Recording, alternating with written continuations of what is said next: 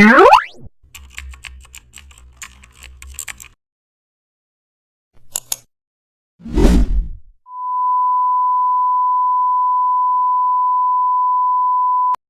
back to the channel.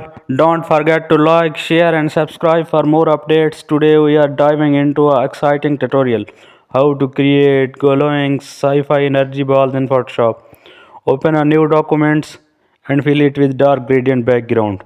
Create a new layer and draw a perfect circle using the marquee tool. Fill the circle with a bright color like blue or neon green.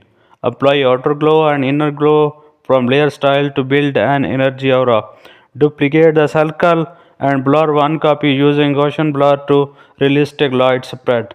Add smaller spark particles using a soft white brush to enhance the effects.